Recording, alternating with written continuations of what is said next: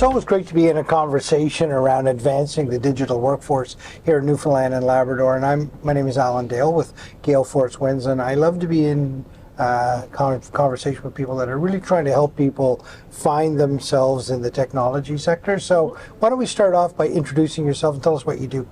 My name is Elyse Summers, and I'm a customer success manager at Verafin. Yourself? So Ajay Pande, Director of Industry Engagement here at Keyin College. You know, so this digital transformation is a word that's been thrown around quite a bit lately. You know, Elyse, in your mind, what does digital transformation mean? What does that mean?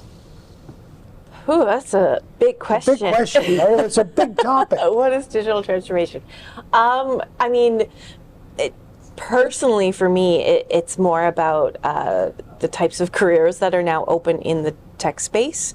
I grew up here in St. John's, and with a dad that was a lawyer with the government and a mom that was a researcher at the university, and it was very standard or like traditional, I guess. And so for me, it's a transformation of the opportunities that are out there. It's taking career roles and bringing them into the tech space.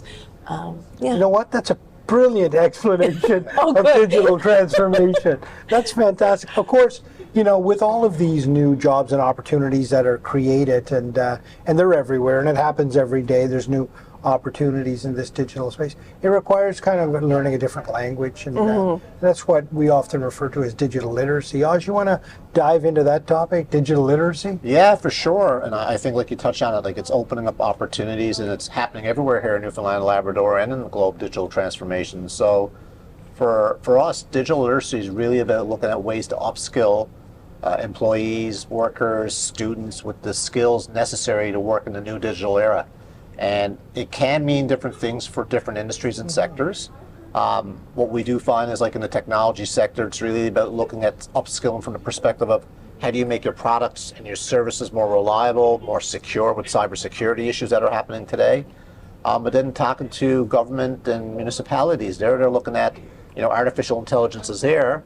There are some ethical issues with that. How do we navigate that? But at the same time, there's a lot of opportunity for efficiencies, and how do we embrace that? So it's really about upskilling, and from our perspective. Right, and of course that's going to require a different type of learning, right? The traditional learning model probably doesn't meet this particular transformation, certainly as it's happening in the moment, which kind of leads us to some micro-credentials and things like that. So now you're currently in the middle of a micro-credential. Tell me about that and that experience.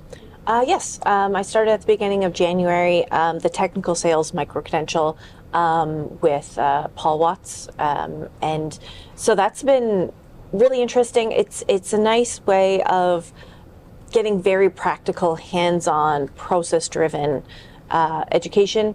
You know, it's based in research, it's based in best practices, but I, as a working professional, don't have to go and do all the research and cite all my materials. I'm talking to an expert who's done that, who's lived it, who is living it, and is now basically distilling that down to the bites that I can use right away or in the future. Wow, I mean, that sounds pretty amazing. Is it now, I know that you're new to the job you're at Verafin. Is it, I know it's probably a bit difficult to juggle it all at the moment, but tell me about how you kind of manage that, holding a job and doing micro-credentials at the same time. Well, I got to say, they do very much, they're not the exact same thing, customer success and sales, but there's a lot of overlap. Right. So while I am onboarding, I mean, I've done 3 years of customer success work at ClearRisk here in town, but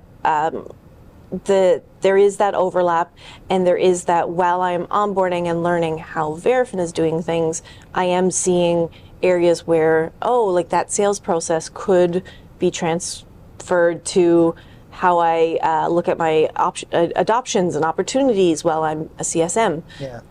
So I am looking for those nuggets while I am learning.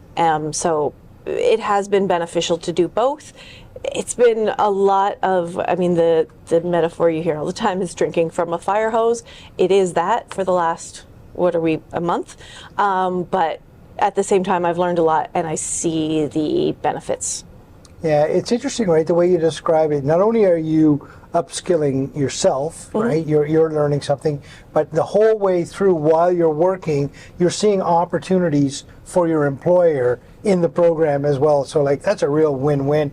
Who are these kind of micro-credentials for? Like it seems like a pretty big tent. Who's invited in here? Yeah, everybody's invited. I mean, you go back to digital transformation, it's happening in every sector, regardless of if it's oil, fishery, mining, what have you. And what we're finding is, there's a need and an opportunity for everybody to upskill today in this digital age. And so what we're finding are folks are registering from across different sectors, across different jurisdictions, whether it's Newfoundland or up in Labrador.